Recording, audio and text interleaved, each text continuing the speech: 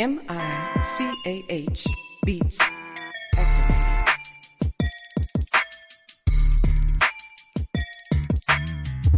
Welcome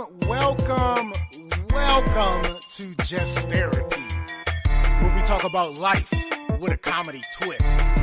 With your hosts, comedian Sean Boyd, Antonio Ferguson, and Miss KT. We talk about a whole bunch of shit from politics to people actually taking shits. So sit back, relax, and enjoy the therapy session. Man, this be dope. Make a motherfucker want to rap. I can't rap, man. Hold on, here we go. I can't rap. I really can't. But come sit down on the couch with us. Man, I can't rap.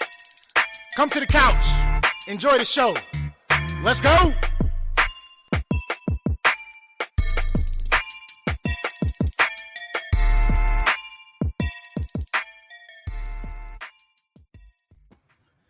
Just another day on the couch, talking about all the problems of today.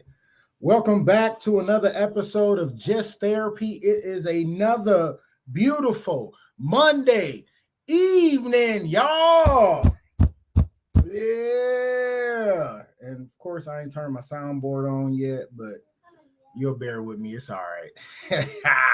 It is another beautiful Monday evening on the couch with us. Thank you so much for joining us today.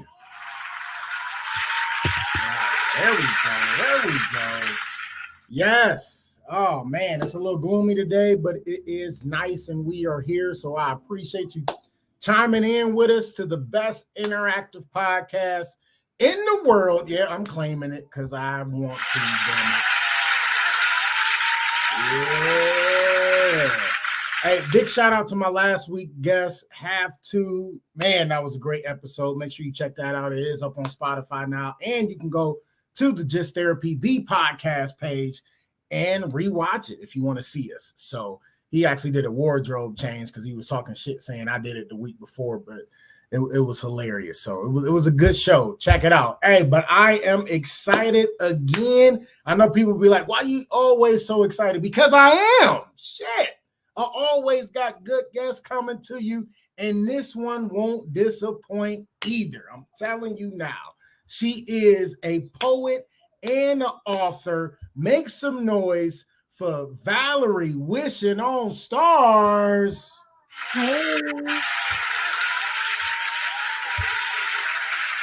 Yeah. What's going on, Thanks Valerie? for having me. Hey, thanks for coming. I appreciate it. Thanks for coming. Yeah. Coucher, sorry we a little late, but, I had to make some stuff happen. I was running a little behind, so we got it ready. My co-host is in the other room talking too loud already. Yo, come say hi, because you ain't about to keep mocking me from over there in the living room, little girl. Come here. My co-host, as most of the couchers know, is my daughter. Come on in here. Hurry up. Come say hi and then go in there and eat your popcorn. Say hi, everybody. Hi. All right, now get out of here. Go eat your popcorn. You got big business going on over there. Being Always. Ramsey Tack in the building. What's going on with you, brother? I'm your little sarcastic rainbow of sunshine, ready to go. I'm excited. Damn it. Let's get it on. Let's go, Valerie. Let me play. What? Let me play Simpson. All right. Don't know what that is, but we can figure that out later. Figure it out as we go. That's my guy right there. Yeah, little mama, the co-host. Yep. But we are here. So, like I said, it's another beautiful Monday evening. It's nice outside. It was hot, then it rained, then it's hot. Now it's just chill. So, how about you, Valerie? How you doing? I'm doing great. You know what? It's been nice out here, so I can't ask for anything more than that. There you go. Where are you located at? I'm in the west coast of British Columbia, Canada. Did you say West Coast? I'm sorry. I'm on the west coast of Canada. Oh, West Coast of Canada. Okay. All right. Cool. Yeah. That is new. I've talked to people in LA. I've talked to people all over, but I haven't done Canada yet. So you popping my Canada cherry as guest right now. Let's go. There we go. Let's go. But listen, if it's the cherry has to have some maple syrup on it. That's all I'm saying about that. Why maple syrup on a cherry? Cherries are great by itself. Canada is all about like maple syrup. I mean, I know that part, but why on a cherry though? Make it Canadian. Oh, okay. No. A. Oh man, that's what's up. He said, Ramsey said, is that close to Washington State? Sure is. In fact, yeah, it's like I'm about 20-minute drive from the border. Oh, nice. Yeah. Nice. That ain't bad at all. Yeah, I've been It's to, not bad at all.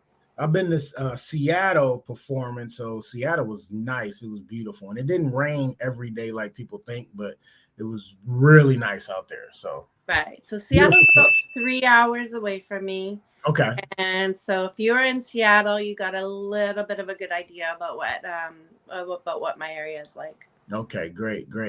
All right, we got Let's Talk on here saying, Val, hey, welcome to the couch. Thanks for tuning in. Appreciate it. That is my producer from my show. So there we go. Here for me. Nice. Coming to support. That's what's up. Let's get into it. As y'all see them posts, we go dive in everything regarding Valerie. Let's get into it. So you are a free verse poet. You got to break that down because I'm used to people just saying I'm a poet, but you put free verse poet. So break that down for us. So I added my genre in there. So, some poets rhyme, they follow certain rules in their poetry, right? So I follow under the guise of free verse poet, which means that I don't have any rules. If I want to rhyme in the middle of my poetry, I can. I just take an idea and I go with it in a poetic flow. So, but I don't have any rules. I don't like. No, go ahead. You said you don't like what? I said I'm not much of a rule person. I just like the basic rules. I don't want a list of rules that I have to. Is there usually rules to poetry?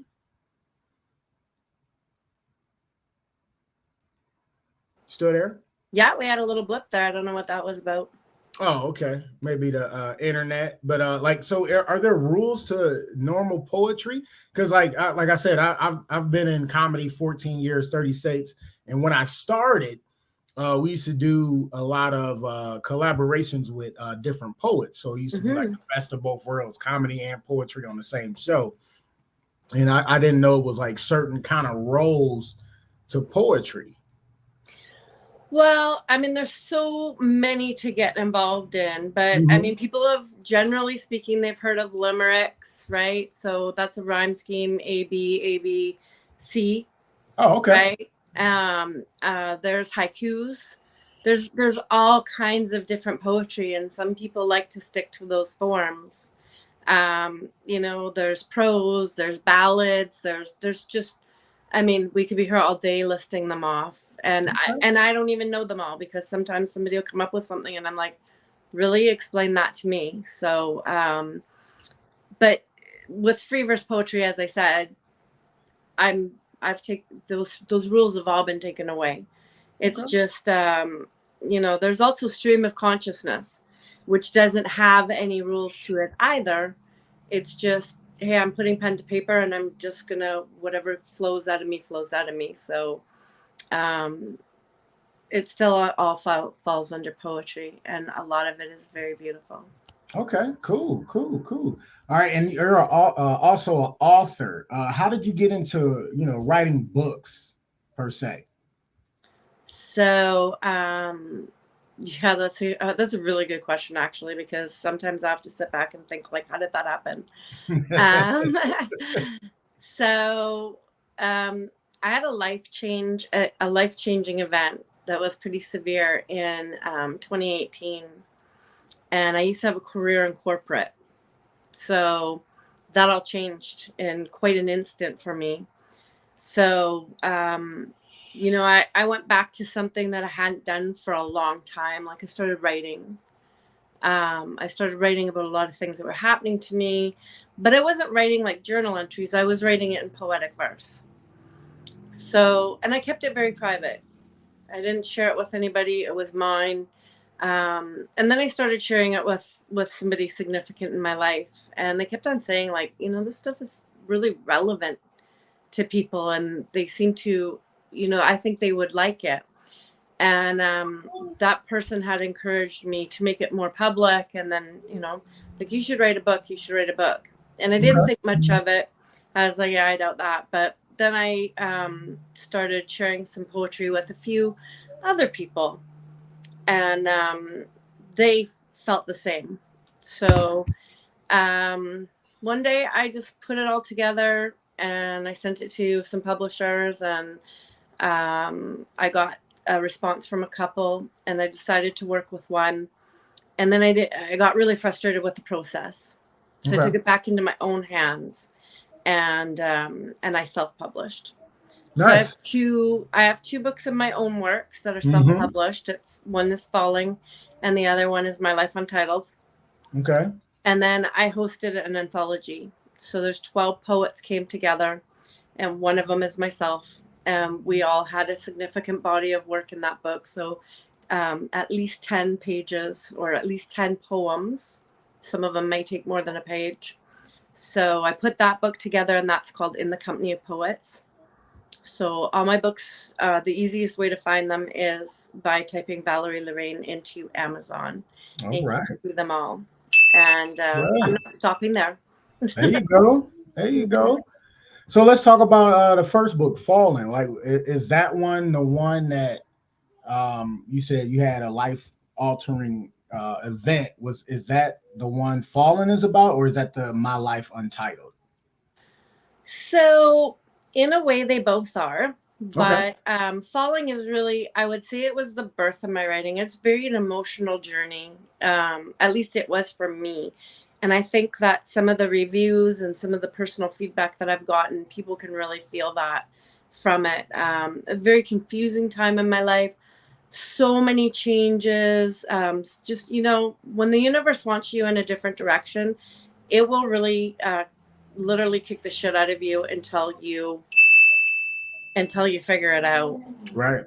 So so I was going through that, and this book was that journey. Okay. And for me, it tells a really good story of that time for possibly the reader, because it is poetry. They'll probably see the emotion, the confusion, the trying to figure things out, the roller coaster ride that I was on through my poetic verse. But it's likely it's not telling the story that I was giving. Okay. Nice. Yeah. Now, how long did it really take you to write that book? Because I know some people, it takes years to write an actual book and, do the editing and critiquing and to make sure it flows well or it's what they really want to put out. How long did it take you to write that book? I think I probably chose pieces out of my collection that encompassed 2 years worth of work. Okay. And then it took I think it took a good year to get it out, because as I said, I was working with a publisher and I really wasn't enjoying that venture with them. So I pulled it back, and then that meant that I had to do my own work, and I had to figure out the ins and outs of self-publishing. So that took quite a bit of time and effort. But once I got that under my belt, my second book came together a lot quicker. Okay. In the meantime, I had accumulated more substantial writing from the time that I had put Falling together. I had more work. So that was probably about, I would say equally, roughly about 2 years of writing, maybe a little less. Mm-hmm. Yeah. Nice. Now, what actually got you into, being a poet? Like, do you actually, did it just come to you, or you just was writing for so long and then decided to start doing it? Or, how did that come up? Well, I think that, it's one of those things where you could clearly say, I don't know, I think I fell into it. Okay. But I'm more moved to explain my life as, I really believe the universe guided me to something, and that, I was a willing participant. So I had no clear vision when I started writing. I was just writing for myself. Okay. And that's always what I tell people when they come to me about writing. I'm like, you always write for yourself first. It's always for yourself, Mm-hmm. right? Because that's where your growth comes from. That's where you're proud of your work the most for. And then once you publish your work, whether it's on social media or into the publishing game, on paper, um, it becomes other people's poetry Right. because it becomes relevant to them and what it means to them. And it's no longer, it's still mine. It will always be mine. But now it's publicly mine. So it becomes the collective. Okay. All right. Now, so being a poet, do you do like the open poetry mics, or do you do events, anything like that? So, as far as spoken word, I haven't had much opportunity to do it. Okay. I've had some limitations. Obviously, the lockdown really changed things. So, Yeah. when we were in that focus, but as we progressed through it, I've had a little bit of opportunity. Mostly, my opportunities come through social media. I'm a host on my own channel on Instagram, and I Okay. have a really great show that I love, and it's pretty popular in the community. So I get opportunity to meet other poets, listen to their work. I read other poets' work who is sent in to me for that purpose, and then I also get the opportunity to go and read my own work, even as I visit other pages or channels, as I like to call them, to share my work. So that kind of works for me for the way that I run my life. I work from home.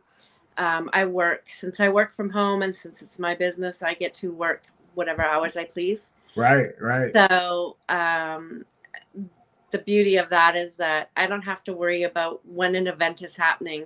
I can find something that works for my timing. Okay. All right.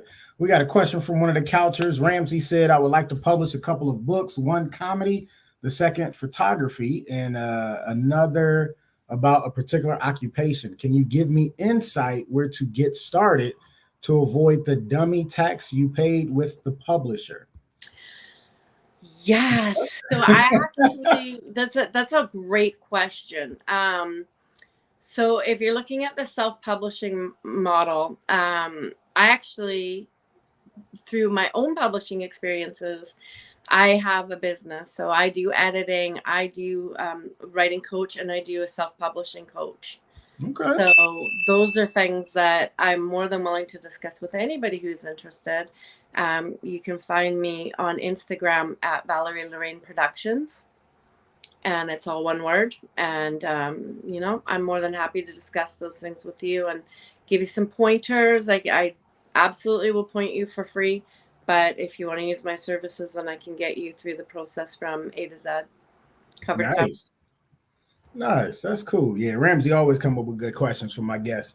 So let me ask you this. I was reading your bio and it said you had some collaborations with different artists, not just poetry. How did you go about doing that? Because I know, like I said, my guests last week and the week before last were hip hop artists. And my guy last week, Have to, had a lot of collaboration with people overseas. So how do you get into collaboration as being a poet? Well, you know what? The one thing that I can absolutely see is I have been completely blessed where I haven't had to go looking for a lot. A That's lot has good. come to me. Mhm. And that collaboration with the musician came out of the blue. We had connected on Instagram. He came up on a couple of my shows and we had chatted. And he's actually from the other side of the world as well. Nice. Right? I believe he's in Denmark, or he was at the time.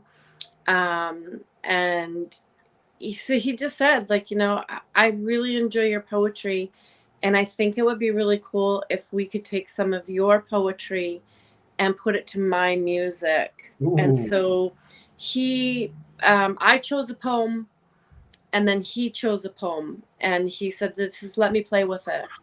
So it wound up being obviously the poem that he liked, that he Of chose, course. which Yeah. makes sense, right? Because he knows Right. his Yeah. music best. And I wasn't heard about it. So he took that and he put it as lyrics to a song, and it's, it was really a beautiful experience. It was quite simple because it was already a poem that I'd done, but we just reconnected recently, and he asked if we could work together again. Nice. Yes, so I'm excited about that opportunity. That's And cool. one thing leads to another, right? Next thing you know, other people hear that you're doing that, and they're like, "Hey, we should do that too." So Nice. beautiful experiences. So let me ask you this: you hooked up with this artist, because he was a fan of your work, which is dope. And the collab, you picked a poem, he picked a poem, and of course, he picked the one that he felt more drawn to, so he can Absolutely. put his spin on it as far as musically. Did he also read the poem, or did you read it and then he put music behind it, or how did that work? So he did it. He asked me if I wanted to be involved in that, and I said no. I said, I'll read my work, but if you want me to sing, like, you're gonna lose money. They're like, no, because I'm the only one who likes to hear me sing. End of story. Nobody else wants to hear me sing. It's just me. So he kind of had a good laugh over that, and he's like, no problem. So I let him. He does music. I do poetry. Right. If he wants, to use that as lyrics, that's great. But you don't want my singing voice anywhere near your album. That's cool. All right. Ramsey also said, he said, thanks. Ashford and Simpson were a great songwriting team. Nick Ashford and Valerie Simpson, some of the biggest Motown hits. I'm going to be in contact. So. Oh, well, thank you. I look forward to that. Nice. So, since you are a free verse poet, do you have something for us tonight? Well, sure. Let me see. I wasn't prepared, so you have to give me 1 second. I didn't know you were going to ask me that, but it's okay. Listen, when you ask a poet to give you a piece, there's like, it's right around the corner. They're like, oh, okay. Of course it is. Just like when I ask the singers to, drop me something. Right. The hip hop artists, they'll be here all day rapping. So I really don't put them on the spot like that. Right. I'm just like, my mind is going crazy about like, what do I give you? So let me see. Okay. So this is kind of a go-to piece. Okay. Bad on my part, because so many people have they're like, if they're watching this for me, they know me, they're going to be like, Valerie, we've heard that. But yeah, but we have it. The couches have it. So yeah, go on, give it to us. So this is called Mary Shelley Wrote Your Heart. Okay. Satan roars in shades of red. A blaze of carmine slips through cuts. Scars still old, unhealed, as you march forward from bunkers, laying mines in my mind. My tongue spills poison ivy ink, crowding in as pain. I explode on your weapons. I tiptoe where I shouldn't go. Underneath a burial ground of grief you brought meant to defeat me, who is not your enemy. Or was that who I was to you all along? A lot less than love. Love. The fortress you abandoned as your own demons lured you to trawl up towards your homestead, built of fracture and brokenness. Weak and wicked, self-inflicted, promises never paid, bright paths never laid, happiness never stayed, purpose never made. Now I need you to fade. I concede to your war. I am far from the shade you cast. Amaranth was never a hue for me. Satan roars in shades of red, blood in, blood out. Your Frankenstein heart stitched together of past lovers, yet it still does not beat.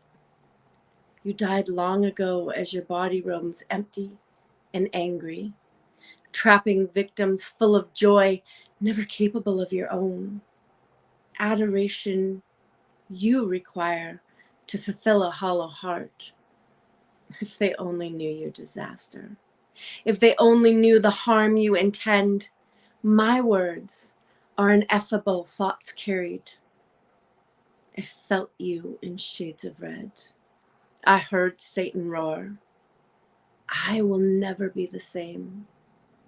Now who is to blame? Valerie Lorraine. All right, all right, all right. Do we Nice, nice. So my cousin just chimed in. What's up, cuzzo? He said, hola. Then he said, so what's free about it? You missed the beginning. Free verse poet is not confined to the norm or the rules of regular poetry. So that's what free is. Then Ramsey gonna say, I lost it at explode on my weapon. I did too, because like I was like, wait, is she talking about sex? But then it went a different way. And then it was like relationships, and then it was like, no, I was your enemy. No, I wasn't. Like, so yeah, so I lost it too, Ramsey. So definitely. So, and as I said, once I write it, it's mine. Once I offer it, it becomes your interpretation of what you get from it or what you would like it to be. Absolutely. Absolutely. Absolutely. So let me ask you this. I do have to ask you this. I know, because like you said, you it's yours, and then you give it to us, and we, give our own interpretation of it. But what is your interpretation behind that particular poem? Absolutely. That's a great question. I don't get asked that very often. And well, this is about somebody who has gone through a traumatic experience in a relationship, and they have felt the pain of being exposed to somebody's real personality that they were hiding. Okay.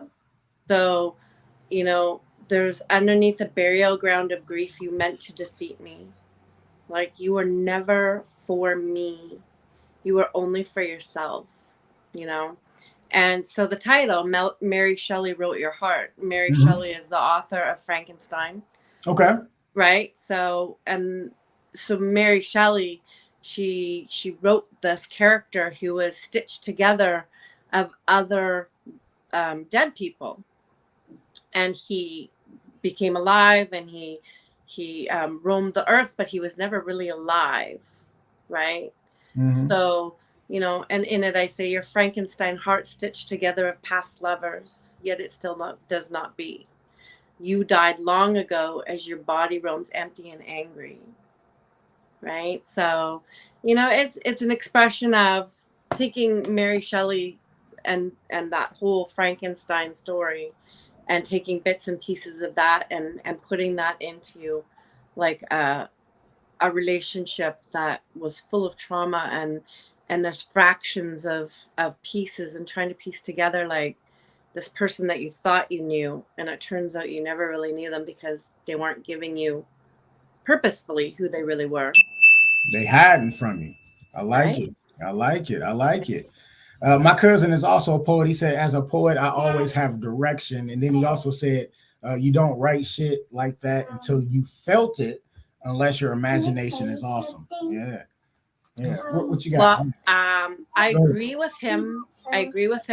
And so my basis of my go-tos when I write is love, heartbreak. There's some trauma in there, and then there's nature.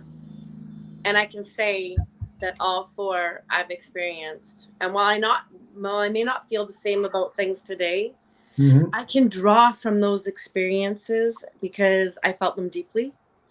So I can write today and bring out the same emotional attachment that I would like the reader to understand, without actually feeling that emotional trauma or the vibrance of feelings. Like I just know how to evoke it because I felt it so drastically back then. Right. Okay. All right. He also chimed in and said, "I'm so sorry." Yeah.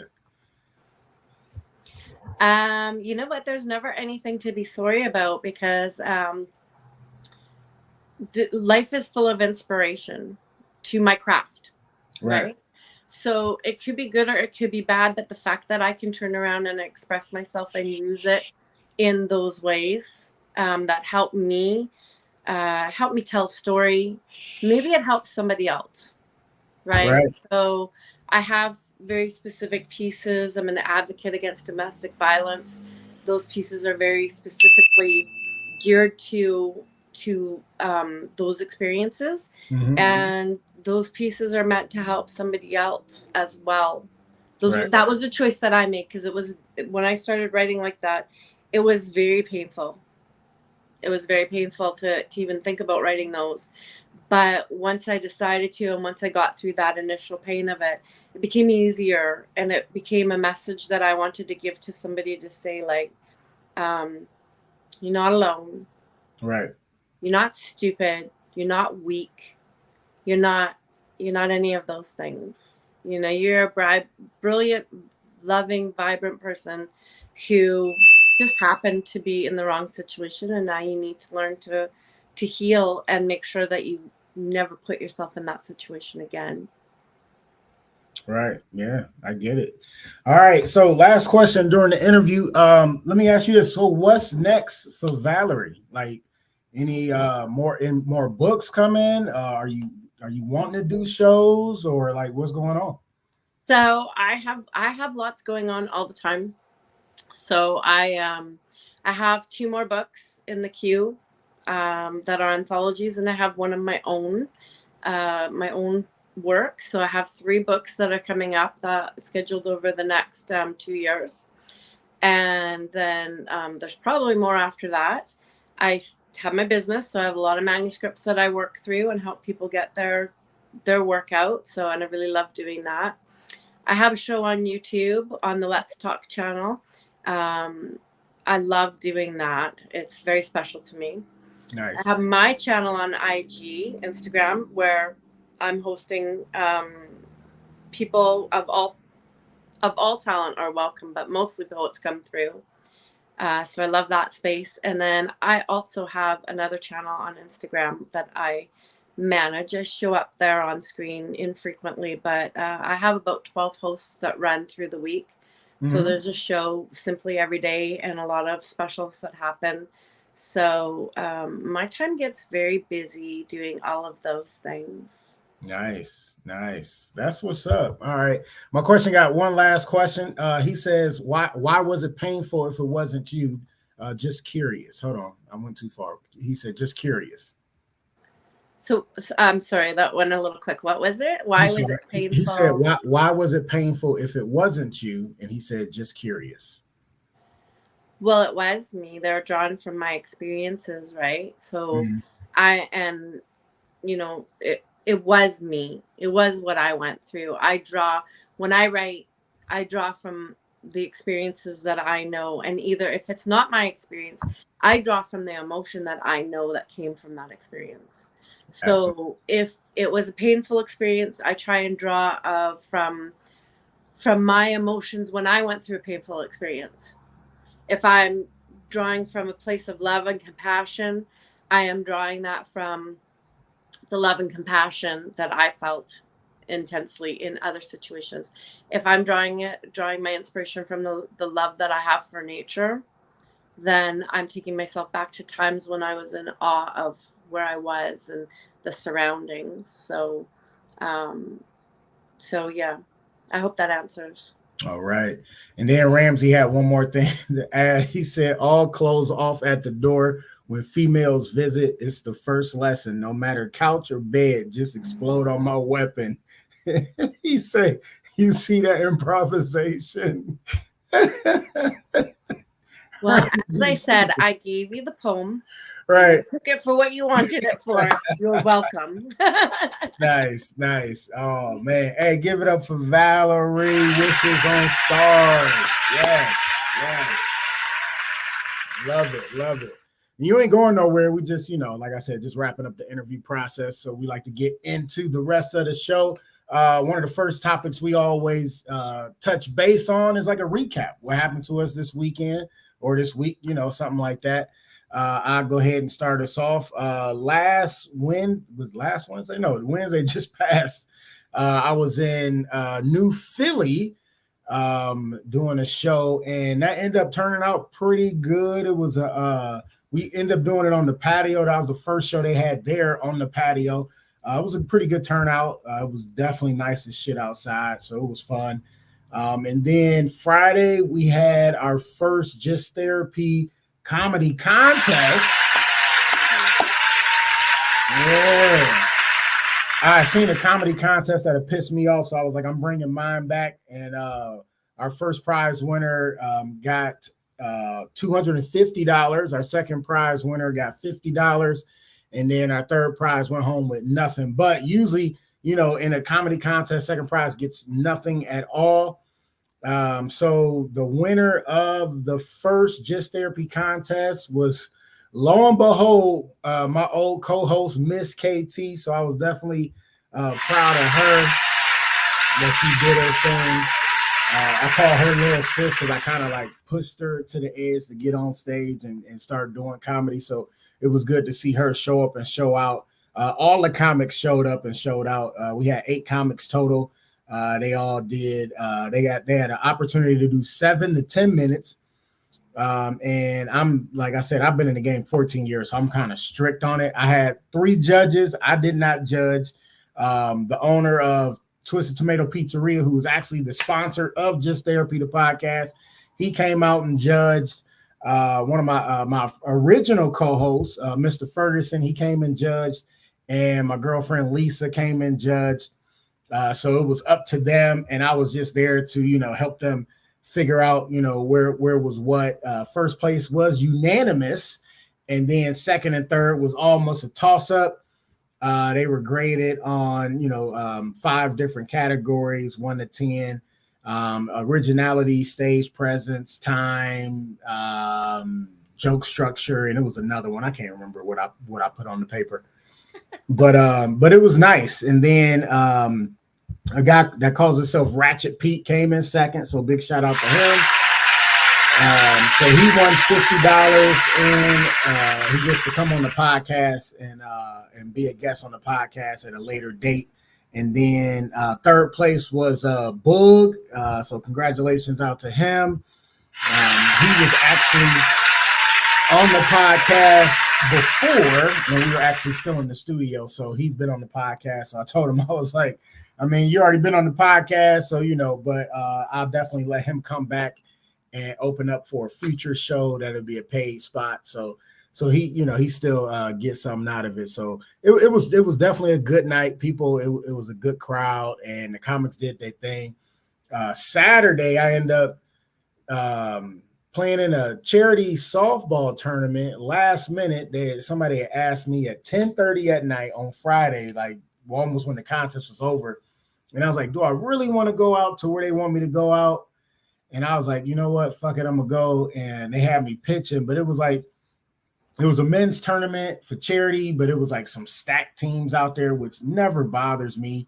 And it was an all-nighter tournament. So my hope was, I know the guy that asked me to be on the team, I was like, he probably don't have a great team, so I won't be there all night, which I was okay with.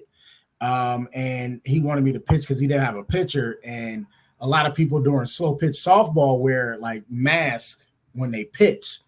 Now I have a mask, but I don't wear a mask. And people was getting like, they've been like, Sean, why you ain't wearing no mask? I'm like, dude, if I can't get my glove up fast enough to catch a ball that's coming at me, I don't need to pitch. So, but it was fun. We had a good time. Nobody, like one person shot middle. It wasn't on purpose, and I went to snag it off, but it came out my glove. But either way, we had a good time. It was a long fucking day. Yesterday, I ended up umping a tournament, actually playoffs for this local league. So that was cool. I was there all day with like a little hour break. So it was a good time. So that was my weekend. How was your weekend? What happened with you? Oh, let me see.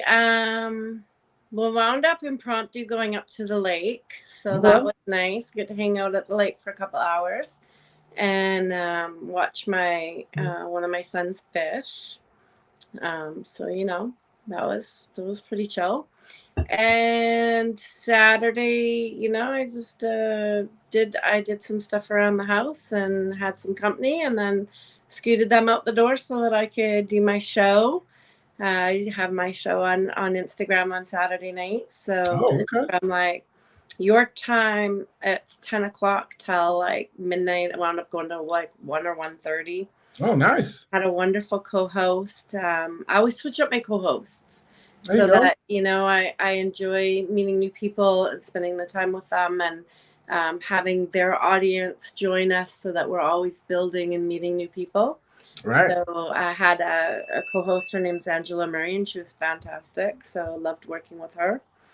And then yes, Sunday's like a work day for me. So I usually am doing, I do build a lot of promo videos and get everything out for the week and make sure that everything's posted, and check on all my hosts and make sure that they're, happy and what they need and where they're at. And yeah, somewhere like that. I feel like I had a board meeting in there, but that might have been before the weekend.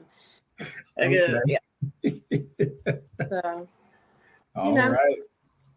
it's nice to shuffle in the relaxing times and the joyful times and be able to work on my own schedule. Absolutely. All right. Our next subject, one of my favorites, is childhood memories. We always like to get into our guest past, and they still get into our past as far as Just Therapy, the podcast. I always say us, like I'm not the only one doing it now. I'm so used to, I for so long I had two co-hosts, then I had one co-host, and now it's just me bringing on guests every week. But I still always say our past. I don't know, it just sounds official with Just Therapy. It does, right? Because there's more of you. There could be like there's a whole office going on behind the scenes. There's people. It is. Yeah, they're answering the phones, they're typing memos. Like, it's a busy place. It is. So the childhood memory I'm gonna bring up this week is I was talking to somebody last week when I picked up my daughter from my sister-in-law's house. They were across the street at one of the neighbors' house, and we were talking, and it made me think of this memory. So my childhood memory, I was probably 14. One of my best friends lived like maybe 5-6 houses down the street or whatever, and I'm riding my freestyle bike down there, and I'm riding, and he was like sitting at the end of his driveway on his rock, and he like I think he had some headphones on, and he was bobbing his head or whatever. And so me being me, I'm on my bike and I'm like swerving back and forth like I'm listening to music too, and I'm doing this and I'm doing that, and the closer I get, I keep doing it even more. And the one time I was just like swoop and fell and bust my knee and my arm and everything, and I kind of laughed at myself, but it hurt. And he jumped up, ran, was like, dude, you all right? You all right? And we just both started busting out laughing because I was just being silly on my bike. And I don't know if I hit a rock or I just yanked it too fast, but I took a spill. So like, I was like, how the fuck did I just end up on the ground so fast? But my vote's that you hit a rock. Yeah, that's my like vote. I'm pretty much sticking with that area of your story. Like, you hit a rock, it was a big rock, and I fucked you up.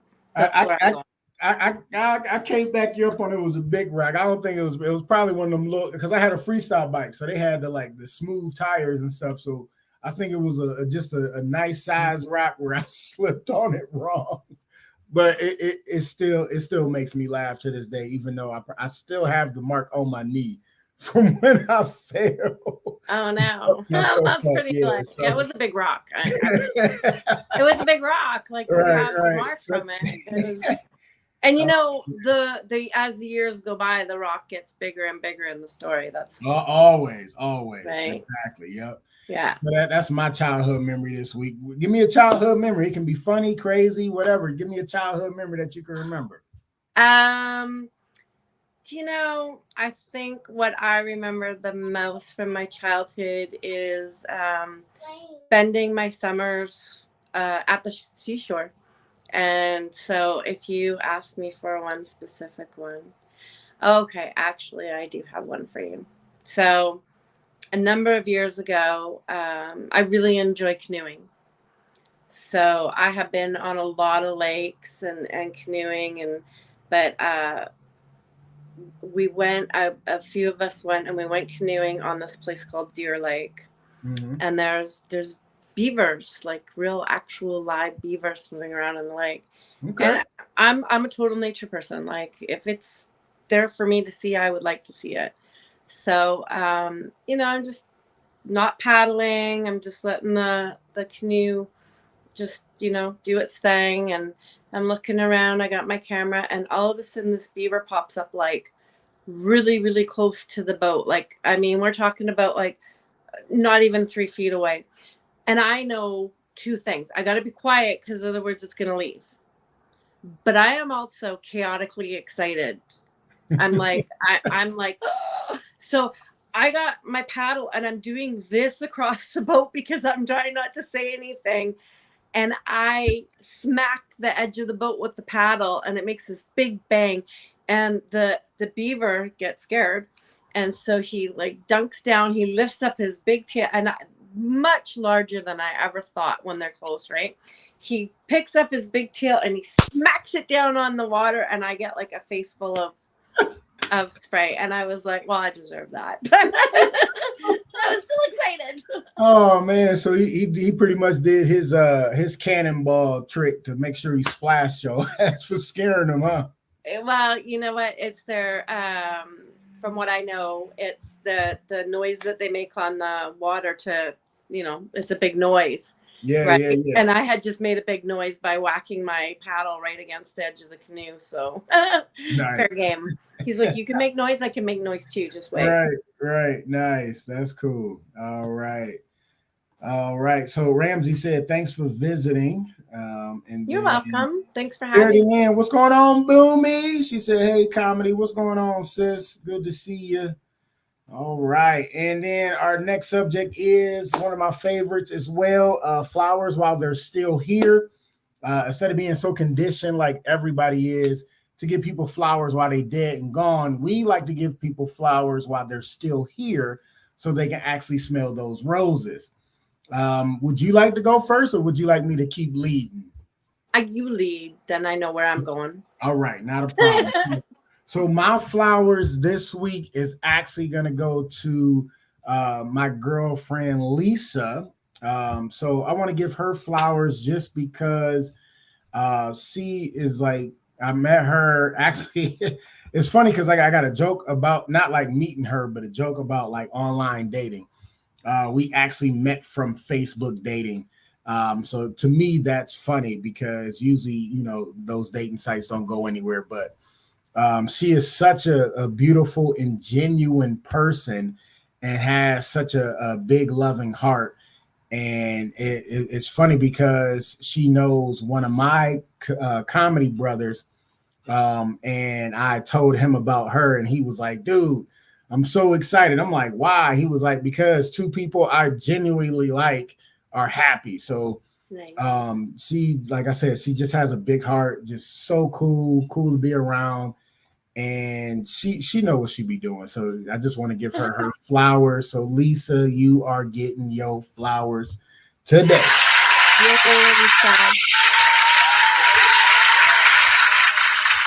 All right, Valerie, who you want to give your flowers to? You know what? My producer was in the room. He might have had to step out because I know he's got shows going tonight as well. But I'm gonna give it to my producer because he does some real good stuff, and he talks really well with me. We're on the same level. So when I'm hounding him about all the things that I hound him about, stats, analytics, where we're going next, what we're doing, because that's part of my corporate career mentality that I came from. He's with me along the way, and he's always got my back. He moves with me the ways that I need to be moved with, Right. So I love that we made that connection and that we're being creative together, him in his way and me in mine. And he doesn't try and stifle mine. He just lets me go and cruises alongside and makes sure that I'm doing the right thing. So thank you to my producer, Quentin Ford. Hey. Nice.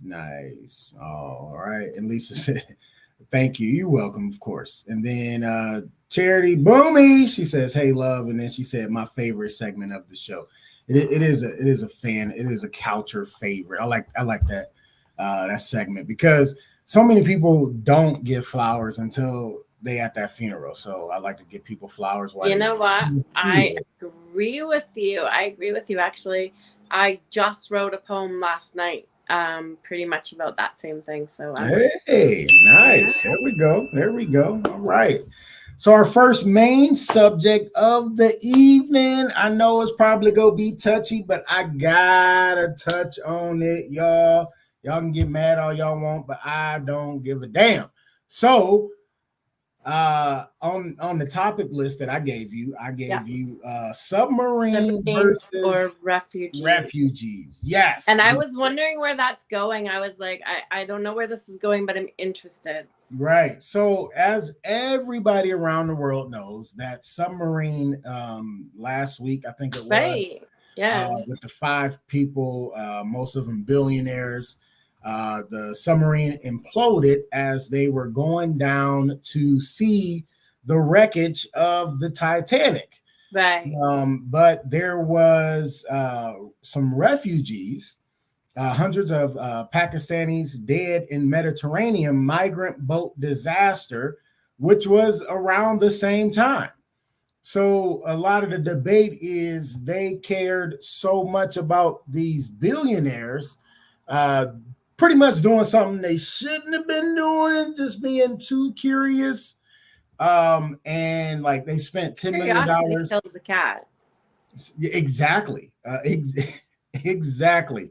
And they spent like $10 million trying to find out where they were and save them and everything, but they still have yet to really talk about these refugees. It was more than 300 Pakistani nationals have been killed in the sinking of an overcrowded fishing trawler off the coast of Greece, the latest tragedy to expose the refugee crisis confronting the European Union as tens of thousands seek sanctuary from war, persecution, and poverty. So these refugees are trying to get away from like the war, the persecution, and poverty that they have in their country. And it was literally, I want to say 700. I might be mistaken on exactly how many was on this boat, but this boat literally was overcrowded with refugees trying to seek sanctuary from their country. It was about, 750 men and women and children were on this packed boat when it capsized last week, killing hundreds and making the tragedy one of the worst in the Mediterranean Sea. Now, they literally was trying to get away from, the poverty and the devastation that they have going on in their country. Right. And no one talked about that. Everybody was talking about these, 5 people that was on this small tin can with one window going to see the Titanic debris that paid each, except for the one guy that was like the guide, $250,000 to be on this vessel with no seats on it. It was safety, literally nothing. A sardine can to go see the wreckage of the Titanic. Like, So the interesting thing is the guy who built this and put this all together, he wasn't on it. No. Right? So he still got the money, and he's safe. Still got the money. But like if we break this down a bit, right? Both boats had paying passengers. Both boats had people who have their money no matter what happened to them, right? But I feel like the focus is on the Titanic, the Titan, I believe it was called, right? Yeah. Mm-hmm. The Titanic visitors, the looky-loos, because it's stupid. Yeah. Right? It's stupid. Mm-hmm. It's stupid. Like who did this? You took a big chance in life to go do something to say like, man, this is what I spent my money on going and doing. When the reality is, if we take a step back, you could have put all that money into doing something that was so much better for the world. But you chose to do it like you were on safari going to see the rarest white rhino or something. Correct. It did nothing. It did nothing for society. And you're a billionaire. You have all this money. Where's your compassion for the rest of the world? And you know what? Needless to say, I don't know who was on the boat. I don't really follow the news, right? I follow just enough of it, but I'm not interested. But those people, some of them could have done some great endeavors. And of course, it's their money. They can do whatever they want with it. They're not obligated to be compassionate people. But I think it's kind of got that wow factor to it. Like, wow, how dumb are you?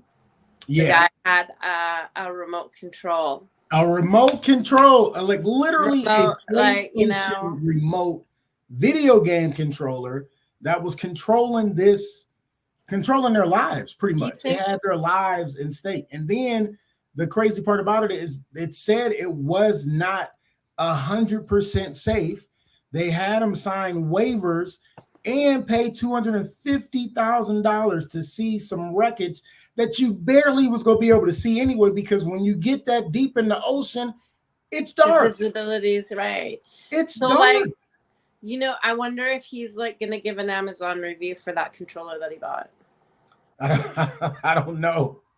But I guess the Amazon. I don't know, right? He'd be like, money worth, be an F. Right? Like the controller didn't work that well, but I'm still happy with the outcome, right? Like I got my money's worth. Like I don't know. I don't know what the review would be, but I'd be interested to see what he'd say. Yeah, because he made $1 million off of sending them down there. And well, what do you think he paid for the controller that guided the, like he might have paid like even if he went top end $100-150 for a good controller, I don't know, but like in comparison to what he was bringing in, I think he could have gone a little bit more high tech than that. I mean, if he got it from Zemu, he probably only paid like 49 cents for that controller. So well, see, and that might be the problem right there, right? Mm-hmm. Like, yeah, but these are things that I don't need to know in my life because, you know, I'm more worried about how people spend their time on doing good things in the world, and if they want to be absurd with their money. I think the majority of people who are watching the news story are people who are in a place in their life where they were nowhere near thinking about doing those things or spending that kind of money. So they're shaking their head, and we never want to say like serves you right. It's a loss of life, and that life has a family and people who love them, and obviously worry about their financial situation because of those people. But you know, the rest of us are just like whatever. If you're that dumb, then right. Yeah. I didn't put up any memes or anything, but of course I had to talk about it. But you know, I mean, they always say God look after fools and kids, but I think God was like fed up. Like, I mean, come on, how much of a fool can you be? Like, seriously. Well, and you know what? Maybe that's how God was looking after him. He's like, get in that submarine. I got a mission for you, right? And we don't need to know what it is, but like God was like, look, this is how you're coming home, and it'll be a big splash in the news, and you know. It'll teach somebody else a lesson not to do something like that.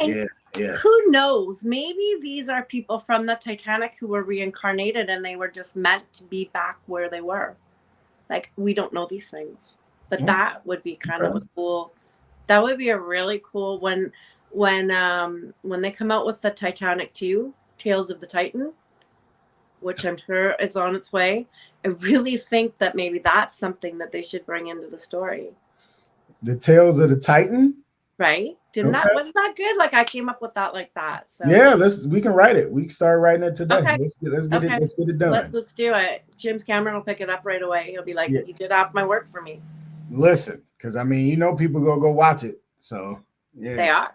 And then what's the story is you're cramped inside of this little tin can and like you can barely move, right? There's a little tiny bathroom you have to use in front of everybody, and you paid big bucks to do that, right? Like, there's a story right there. Yeah, absolutely. And then we can tie in the story of the guy's stepson that was supposed to go, but he wanted to go to the Blink 182 concert instead of going on the Titan. And he saved money and he saved his life. Yeah. Right? He's like, good choices made there. There you go. Couchers, let me know what you think. I know right now we're going to take our one and only sponsor break. We do got to pay the bills, but don't go nowhere. We got more Just Therapy. We got more Valerie coming up right to you. It'll be real quick. Don't go nowhere. I'm your host, SB, and I'm taking us to break, baby.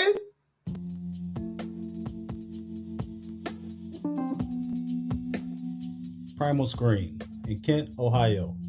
For all your screen printing and embroidery needs. Quality work, on time, fair prices. For more information, call 330-677-1766. Again, 330-677-1766. Or check us out online, primalscreenprinting.com. If you mention a podcast, you get 5% off. Peace.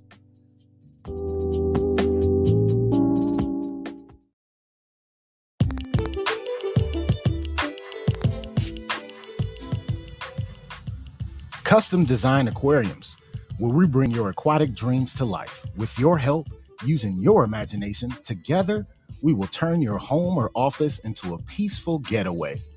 For a free consultation, call 330-475-5181 or contact us by email at customdesignaqua@gmail.com. Once again, that is customdesignaqua@gmail.com. Mention this podcast and get 5% off.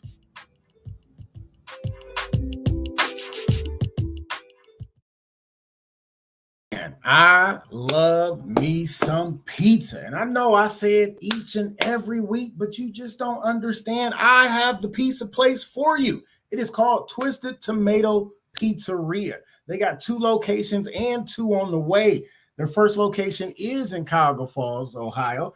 Their address is 1909 Bailey Road, Cuyahoga Falls. Their phone number is 330-928-2222. They also, the second location is in downtown Akron, across the street from Rubber Duck Stadium. Their address is 325 South Main Street, Akron. Phone number is 330-849-5707. Best part about the downtown location, I always tell you, is the beer wall. Yes, the beer wall. They have 36 taps. They have wine, ale, IPAs, lager, whatever you can think of is on this wall.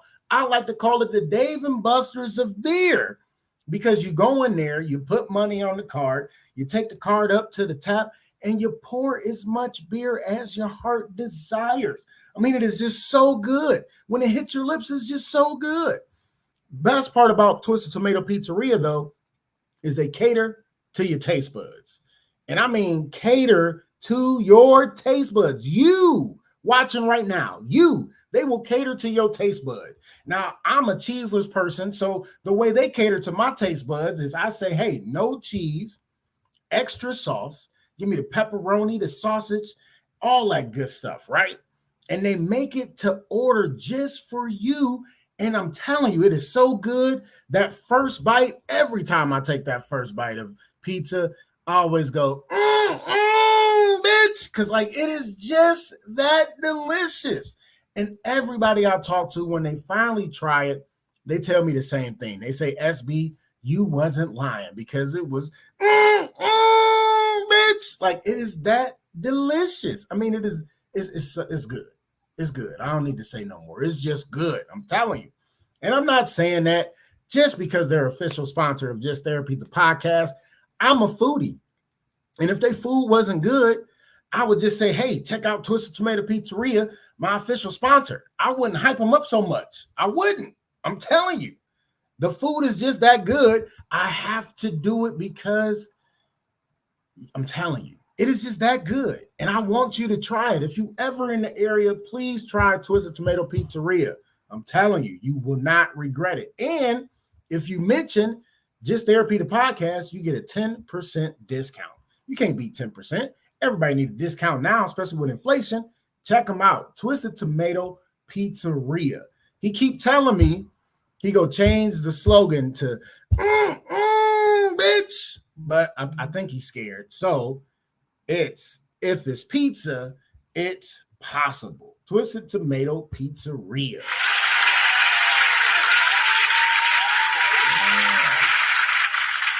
And we are back. I still gotta find that damn sound on one of these sound boards. I'm telling You do that well. I was like pretty much thinking that was a sound thing. You just record yourself doing it, and then you know it's royalty free. Yeah, I should just do that. I should just do that. I think I'm gonna do that for the next one.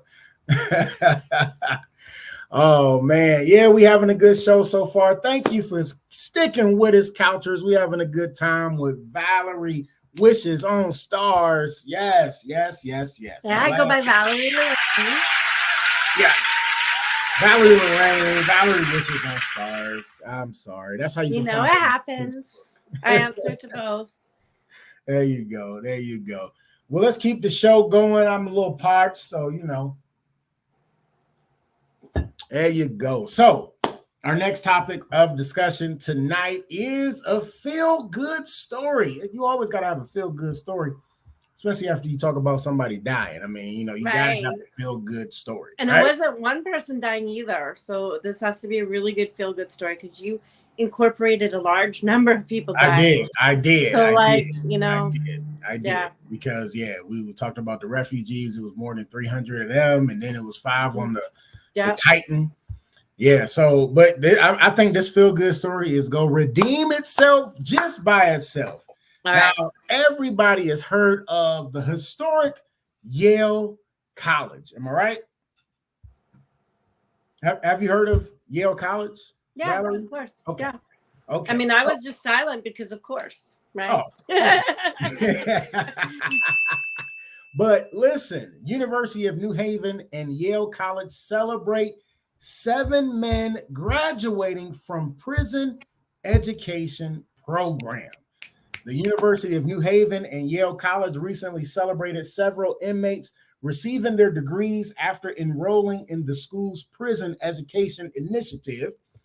In 2016, Yale alum Zelda Rowland launched the program at the institution, according to the Associated Press.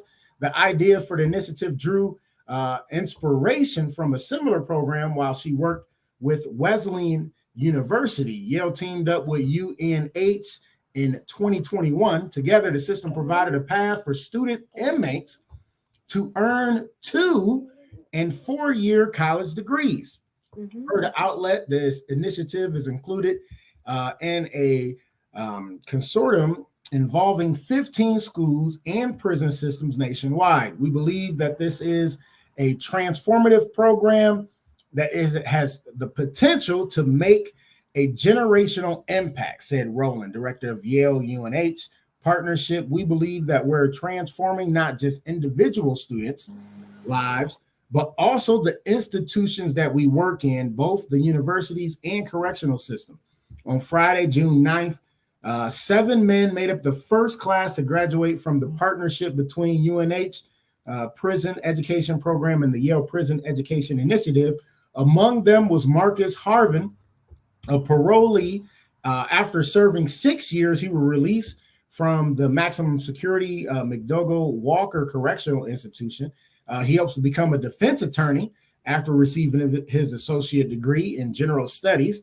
That name Yale means so much because I'm from New Haven, and to be able to study at Yale and begin studying in prison is unheard of, Harvin shared. People even think I'm lying. Sometimes I'll show them my jail ID and my Yale ID. At the ceremony, Governor Ned Lamont served as the graduation speaker. He expressed hope that the 7 graduates will lead the way for others. We defined our own futures, and today is the start of that, he said. You learn from the past, but you define your own future, and what happens in your future is going to be your legacy. And I want you to have a really important story to tell. Man, I'm telling you right there, like,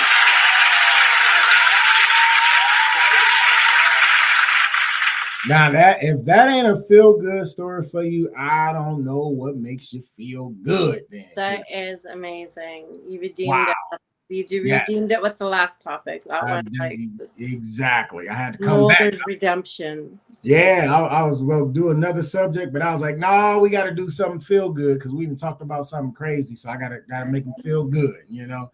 What's going on, Mac? That's my son. What's going on, man? Thanks for tuning in, son. Appreciate you. But yes, so I know they have a lot of programs like that for the prison institutions. They do. But They not do quite like this program. I mean, Yale is definitely a historical college, right? Absolutely. And for them to give that opportunity to prison inmates to further their education and also graduate from Yale with a degree like that, to me, that is just dope. You know what? I think that it is amazing. I'm so happy to hear that Yale had jumped on board as well. Obviously, been doing it for a while, because if they have their first set of graduations after 2 or 4 year program, right? Yep. So they've been doing it for at least that long. But there are a lot of initiatives like this, and it is really good to see, because you know, people need a second chance. They need something to turn around and have some hope for. I know I have a friend who is an advocate in Chicago for this exact same thing. He spent 20 years in prison, and he was in one of these programs, did his schooling through one of the universities that was participating in the prison program. And so when he transitioned out of prison, he's gone back. He as a student, like physically in the classes within the same program, and he's looking at now taking his master's.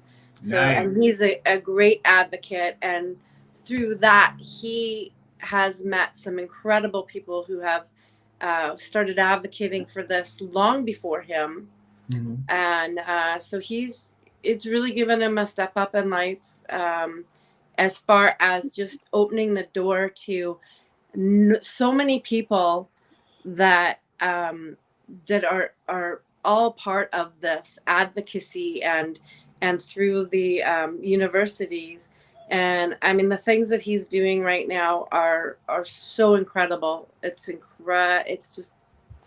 beyond mind-blowing to see. We celebrate anybody who's had the get up and go in life to go and go through all of these degrees that they want to get and do all the schooling. It's time consuming, it's expensive, you know, like all these things.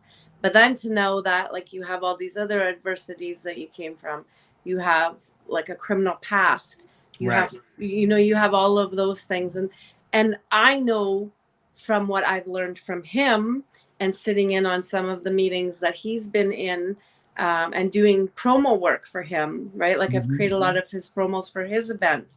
So I've had to learn some of the things and read or watch some of the videos to cut out pieces. Some of these people that go through into these programs, they've had the challenge of having to learn to read and write before they can even get to the point where they're going to qualify to get into these programs.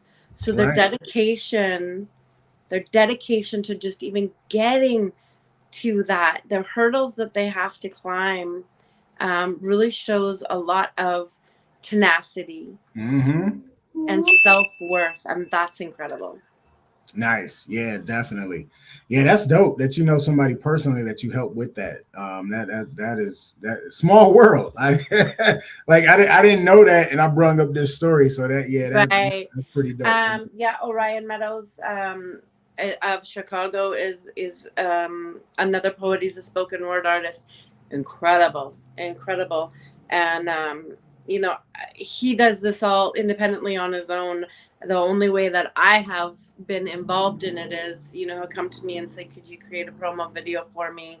Okay. You know, would you like to know more about like this that was going on at one point?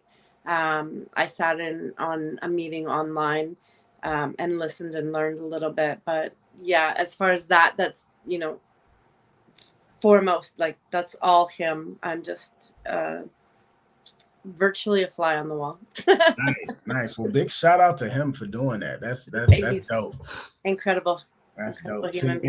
Yeah, and that's the thing we need, you know, in a lot of different places, you know, not just the prison systems, but because, you know, it's supposed to, you know, reform. And if you don't offer programs like this, I mean, you're not trying to reform anybody, you know, and they need to, you know, put some of these programs in, you know, as far as like the inner cities for the schools, you know, and give them programs like this. I think that would be nice as well. Yeah. I agree with you, because it's really it's always nice when we're reactive, right? But is the point not to be preemptive, right? And I think that once they're solidified and comfortable with the fact that they are reactive, that they might turn their focus more to the preemptive. And who knows, you know what, these programs may very well be in place. They're just not as celebrated or out there as this.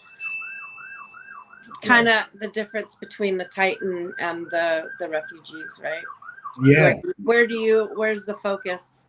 Where's the focus? Where's the spotlight? Yep, absolutely. Yeah, because the spotlight was on them versus the refugees, and now, like I said, I found this story. Well, actually, Lisa found it, but just to have this feel good story and know that they're doing stuff like this in other prisons and in this prison, I think is pretty noteworthy itself, just to even put it out there, you know. Yeah, absolutely. There's some wonderful programs. You know, there's another one that I know of, and I actually know of this through Orion as well, through in Chicago. But there is an organization that actually gets grants to help prisoners publish their books.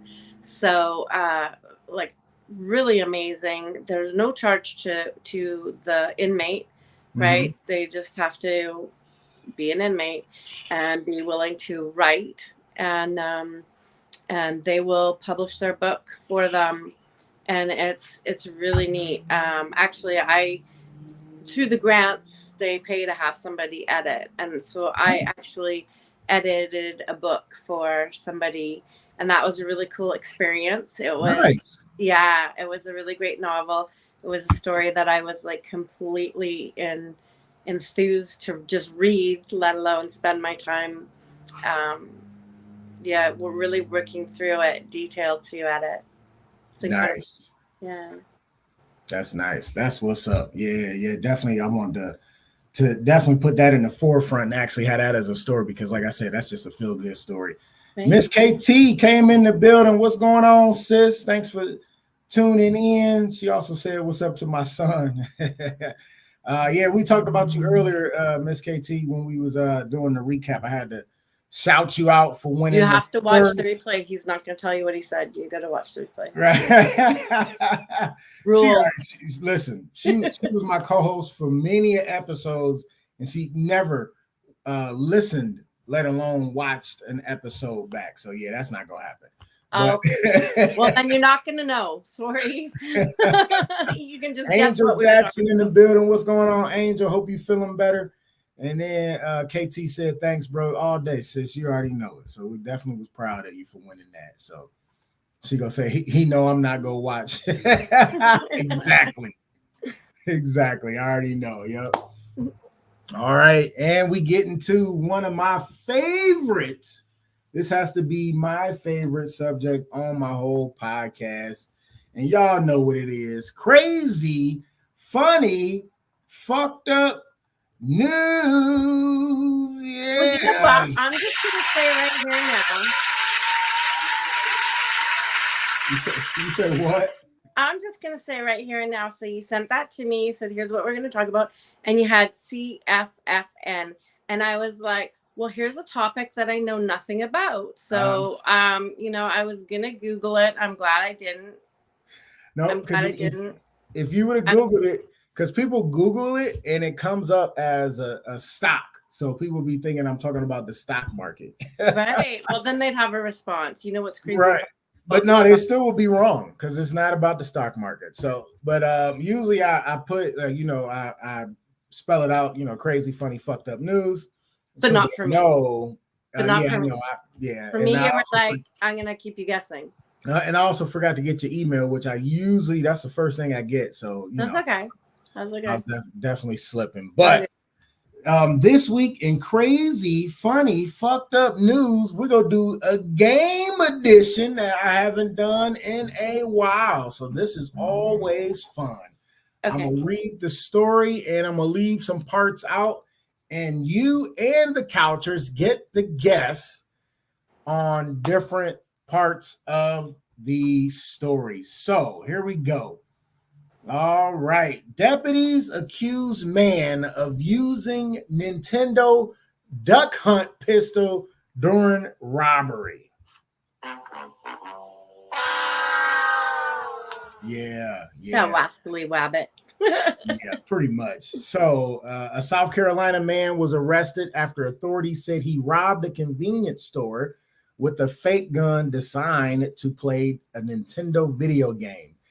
David Joseph D'Alessandro held up a quickie stop in Sharon, a small town in northwestern South Carolina, using a black spray-painted duck hunt gaming pistol, according to the York County Sheriff's Office.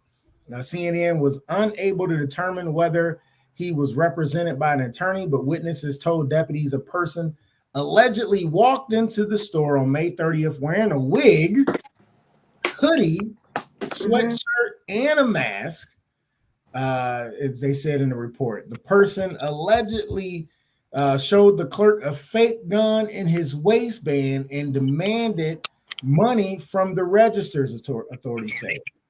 Sheriff deputies discovered Alessandro in a nearby Dollar General store parking lot, armed. Makes sense. Yeah, armed with the gaming pistol in his pants. Yeah.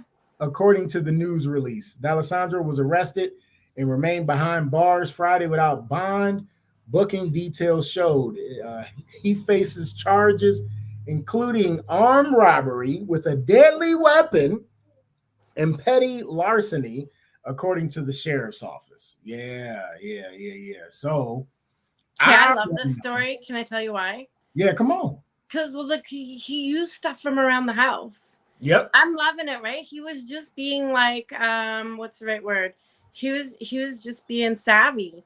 Yeah. Right? He was like, I got this stuff. And I'm kind of thinking, like, at least he didn't go there with a wooden spoon, right?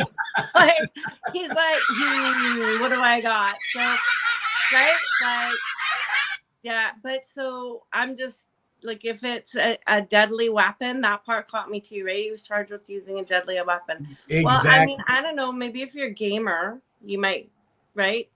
I want to know if this just came to me. Is his jury going to be full of gamers? I will hope so, because it's supposed to be people A of your jury peers. of your peers. Jury or your peers. So if they get some gamers on the jury, he might get more time, because they'll say, why a duck hunt gun? Because those are so old. And that was the old like Call of Duty where you were shooting ducks off the screen. And I remember growing up, people used to cheat and get right up on the screen so they can get the high scores instead of being back like you were supposed to. And then, like, how can you get charged for using a deadly weapon and they know it's a plastic fake duck hunt gun? I know, right? Like it's not going to do anything. But I guess the point is that the person didn't know. Yes. Like if the person got up in the stand and they were like, so were you aware that this was like a real weapon, or were you thinking that it was like, what was your thoughts? And he's like, damn man, I knew it was plastic, but I wasn't taking my chances. Right? So like that's a way. Yeah, that's true. I'm no lawyer though. I don't know. They might be chancing it. So what, you're the defense attorney or the prosecuting attorney? No, I'm not going there. I'm just saying that's a strategy. Okay. It's a strategy they might want to use. But on the other hand, if he turns around and says, like, look, I thought it was real and I was scared for my life, this might, and here's the pun, right? It might backfire. It definitely might backfire in his ass. It would have really backfired if he went into the wrong convenience store and they pulled out a real gun and shot his dumb ass for trying to rob their store. So, well, again, that goes back to the, like, you have a theme in the show, right? It's like, how dumb can you be? I think that's the theme of this show. Today's show. Right? It's the subtitle of the show. How dumb can you be? With guest host Valerie Lorraine. Oh man, KT go say ha ha hell no, and then she also said you cannot inflict panic like that. Shaking my head. No, you can't. But like, how dumb can you be? Like, I guess he was really hard up on money that he used the first thing he can think of. Like, oh, what do I got? I don't own a real gun. Oh wait, I still got my Nintendo in the basement, covered in 10 years, 15 years, 20 years of dust. Right. Let me cut the cord. Right. Let me cut the cord off the bottom because it had a cord on there. Now it's tape it up with some black tape. Like, come on. Like, okay, seriously? But at least he took the ingenuity to either paint it black or wrap it in black tape or whatever he did to, like make it all incognito. Because otherwise, could you imagine like somebody come in and they're pointing the white toy gun at you and you're like, what are you gonna do? No. Like, what are you gonna do? Shoot some Pez at me? Right. Yeah. Because I was like, I mean, right? Why? That to me, that's just crazy. In my mind, I wanted to see like a fight back and forth of throwing candies at each other after that point. Yeah, there's the gun right there. Oh, okay. Yeah. Right. You know what? Kind of looking a little bit. I mean, if I was on the other side of the counter, I'd be like, take what you want. It's not mine anyways, and I have no need to protect it from you. Yeah, that's true. But when it's like, I'm sure because they said he had it in his waistband, but if you see that big ass red trigger right there, you're like, man, get the fuck out of here, man. Like, you can get a pack of cigarettes for free, or just take this Hershey candy bar. But like, are you gonna chance it? Like, I'm just asking. Like, if it's in his waistband, you kind of see part of it, not all of it. Are you like gonna be like, fuck you, take what you want? Yeah, I'll give you a pack of cigarettes, now get lost. Are you gonna chance it that like it's actually not real?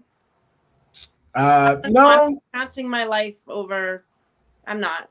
No, I mean, you not go chance it, but like I said earlier, he's lucky he didn't go into that wrong convenience store where the owner is packing, because he had it in his waist. So usually when convenience stores is packing, it's in hand's reach, and they coming up quick. Like, what you doing? You get the fuck out of here. So that would have kind of been a real neat twist for the story. Not that we want to see anything happen to people, but I mean. The part of me who has this huge imagination and plays stories out like movies in my mind, I was liking that scenario. I was like, I came in with a toy gun, I'm gonna boom boom boom and just give me your stuff, and somebody's like, no, bang. Pretty much. Yeah, that was kind of interesting. Yeah. All right, let's get to the game edition part. I left out pieces of the story on purpose so we can guess. Couchers, let's go. Valerie, let's go. So, how old do you think David Joseph Desandro was? How old do you think he was? Couchers, chime in. How old do you think he was? Let's go. Valerie, you get first guess. I'm thinking, like, how old is that game? That game, Duck Hunt, is definitely, what am I? I'll be 45. That game is at least 35, 6, maybe 8 years old, maybe 38 years old. Okay. So two choices, and I don't know which one to choose, but he's either pretty young and found it in his dad's basement and decided to use it because he's like, you know, young and dumb, as the song goes, young and dumb.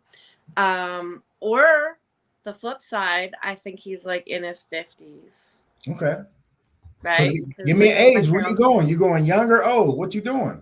Do I have to pick one for sure? Like, yeah, you gotta pick an age. Gotta pick an age. Come on, Couchers, chime in with your age. How old do you think this guy David Joseph was? Is this like that show where I can like ask a lifeline, or? I'm sure you can. Is that where you can? Somebody doesn't get that I'm on a show and they decided to phone me at this minute. Like, I am seriously on a show and you know it. So why are you calling me? Did you want to be on the show too? It's not going to happen. I'm content with just me and him. So cool it. Okay, so sorry. So yeah, like, do I get a lifeline? Do I get to like, is that kind of game show where I get to? Well, I mean, you could have just picked up whoever called you and asked them what did they think, and that would have been your lifeline. But you passed. But then I would have cut off from the show. Maybe they were calling to give me the answer. I'm gonna go with the young person. There you go. I still think it's an older person, but I'm gonna go with the young person because I'm more happy thinking that they're young dumb than they're an older person who's just like so down on their luck they'll go for anything. Okay, so how old do you say? I don't know, 14. 14. Okay, all right. Valerie says 14. Miss KT just chimed in and said 48. It's a good answer. All right. Anybody else? Lisa, where you at? Guess how old this guy was. Come on, go on once. Maybe going 60. Twice. All right. Lisa says 46. All right. So KT say 48. Lisa say 46. Okay, hold on. I feel like 28. Lisa knows. I feel like Lisa has insider information. No, she don't. Okay. No, not at all. Angel said 28, and then Valerie said 14. So 14's none of you are correct. Angel was the closest. The guy was 25 years old. 25 years old. 25 years old. It doesn't matter how old. I'm just going to say he's fucked now. Pretty much. All right. And next question, and probably the last question, is how much did he demand from the register? He demanded a number, y'all. He didn't just say, give me all your money. He demanded a number from the register. So how much do you think he demanded from the register? Give me a number, y'all. Give me a number. How much did he demand from the register? So I'm thinking that he was caught at the Dollar General. So it's going to be a lower amount because he was planning on going and spending his money at the Dollar General. Okay. So I'm going to say, like, I know you want an exact number, but I'm going to say it's like $60 or less. $60. Okay. Lisa go say he probably doesn't even know what Duck Hunt is. He probably doesn't. Not at all. Lisa's number is smoking weed number 420. All right. And then Valerie says $60 or less. Angel, how much? How much did he demand? Miss KT, how much did he demand? How much did he demand from the register? I thought that was funny because he didn't just say, give me all the money, or, like, just give me all the money. Give me all the money you got. He demanded a number. So I thought that was crazy. So Miss KT is going a little bit above Valerie with $80. Angel, where you at? How much do you think he demanded from the register? Come on, Angel. We're waiting on you on this one. Yeah. I could see somebody like that saying 100. 100? KT gonna say maybe 40 since you said demand like that. Oh yeah. Right. So you staying with 80 or you going with 40 now? Which one you doing? No, I'm gonna stick with 60 or less. I'm talking about Miss KT. Oh, somebody else 200. Yeah, she's trying to change her number. What'd you do?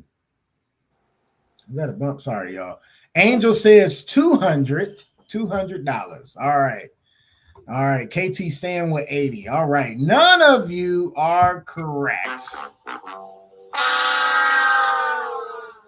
This guy demanded $300 from the register. $300. So Angel again was the closest to the number. $300. This dude demanded $300.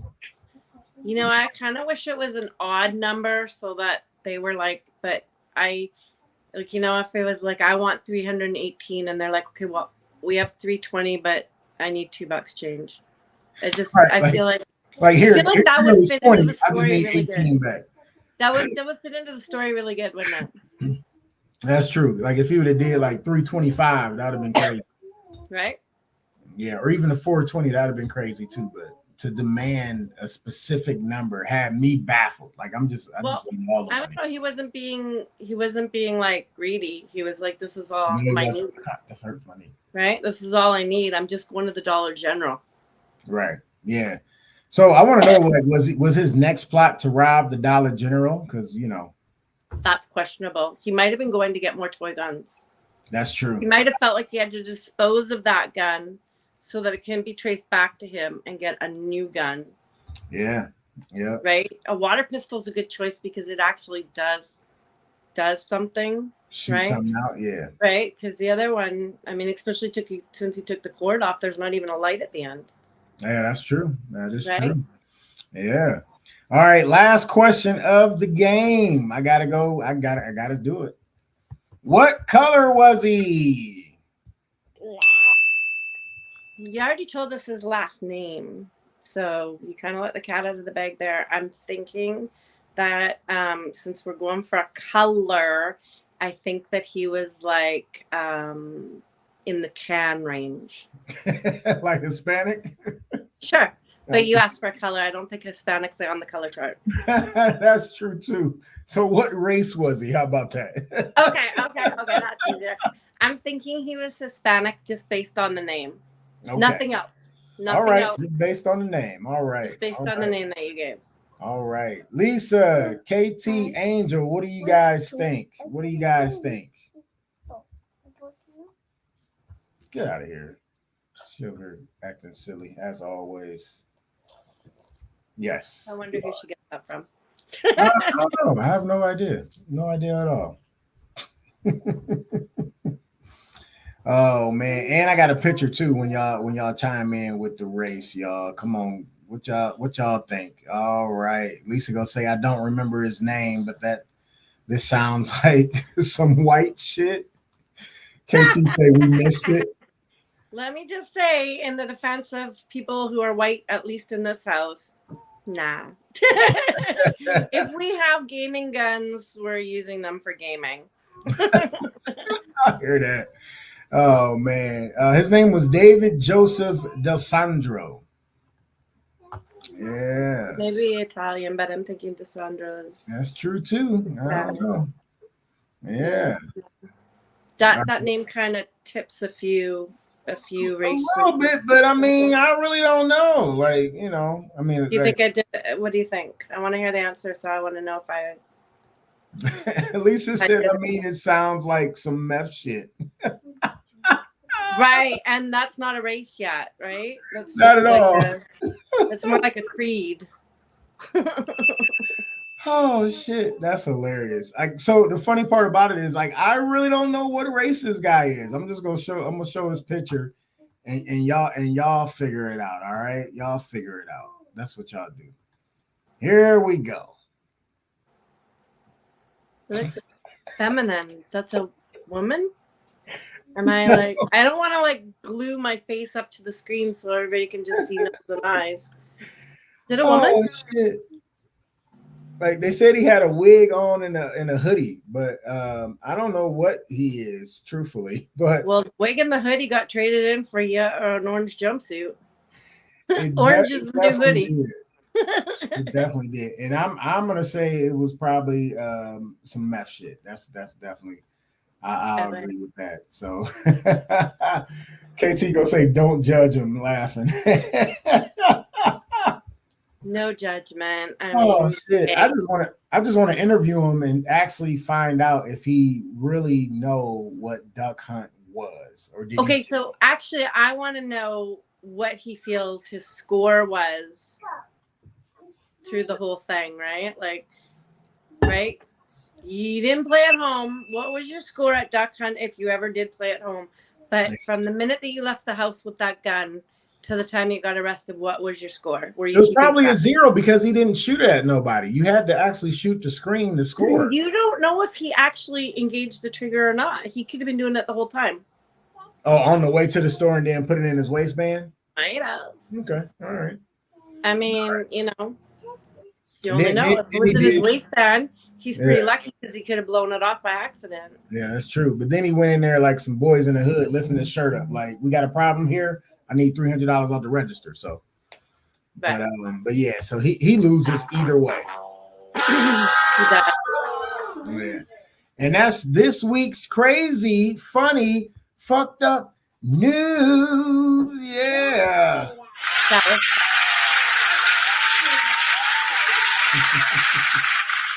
yeah, all right. That was a pretty fun game. So yeah, you got prizes. Do you have prizes for your game, or is it just like no prizes, just bragging rights, just some bragging rights, All right, that's it. I haven't done game edition in a while, so I thought that was pretty cool to bring it back. So and then that was fun. It was a good story for it too, because it was a lot of clues in there. So. Right. All right, y'all. Hey, give it up for our guest one more time, Valerie Lorraine. Thank you.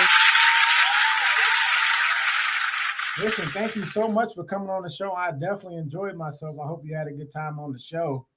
I had a great time, and I can't thank you enough for welcoming me onto your stage. It was really time well spent. It was great fun, and I enjoyed the laughs. There we go. That's what it's about. That is what it's about.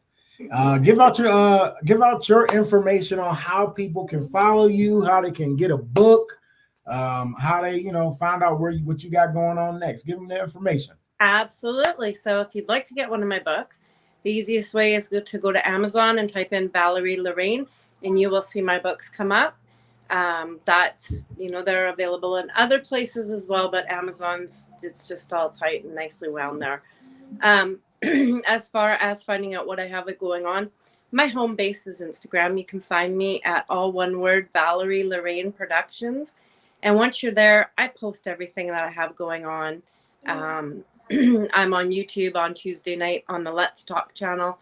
I have a show called Serious Shenanigans, so very excited about that. I have some great guests, and I'm looking forward to the coming months because I've been able to manage to book some really spectacular people. So that's how you find me. One of those few places are really where I'm always going to be. All right, nice. There you go.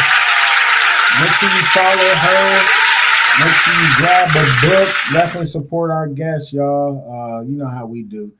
Y'all know how to find me, but the main thing is just follow the page, Just Therapy the Podcast on Facebook, YouTube, IG is Just Therapy Pod, and on you can email us at justtherapypod@gmail.com. Send us some crazy, funny, fucked up news, or send us some news stories. You know me. We'll talk about it on the podcast and discuss it all together. So, But as you know, it is getting to that time, y'all. Y'all know what it is. The close, something you can ponder on until the next time you see us on Facebook, Just Therapy the podcast, or YouTube Live, or until you hear us again on Spotify. Your close tonight, something you can ponder on. All right, so what you gonna do, Valerie? I'm gonna read this quote and you gonna break it down in your words and we gonna get up out of here. You ready? All right. Here we go. If you continue to think the way you've always thought, you'll continue to get what you've always got. All right. I'll read that one more time and you can break it down for us. If you continue to think the way you've always thought, you'll continue to get what you've always got. All right, go and break that down for us, Valerie, and we'll get up out of here. Well, pretty explanatory, self-explanatory. I think that if we don't step outside of our boxes, we really have to get out of that comfort zone, even if it's just edging a little bit out of it. We have to constantly be sharpening our brains and reading, watching shows that aren't just, TV dramas, finding out things that are going to take us outside of our current knowledge zone, because if we don't, then come on, you're never going to go anywhere. You're never going to think any differently, and you're going to be stuck in the same little pattern that you got going on. So that's all I got. Nice. There we go. I'll take it. Yeah. All right, Couchers, thank you so much for tuning in again. Y'all already know what it is. Thank you so much for being here with us. Without you, none of this is possible.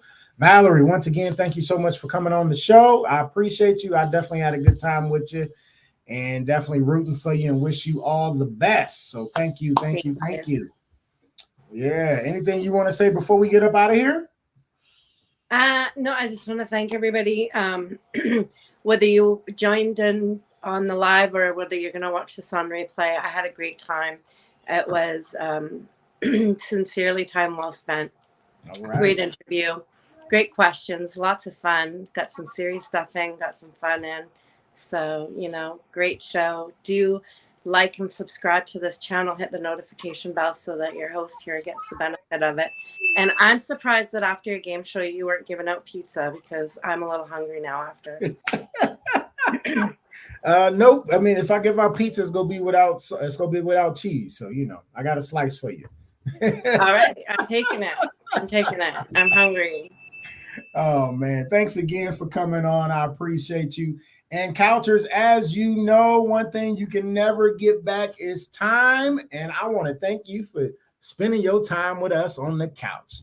Until next time, people, I will see y'all next week, God willing. I'm your host, Sean Boyd, and I'm taking us home, baby. Y'all have a good night. Thanks, Valerie. Appreciate you. Yeah. MICAH Beats.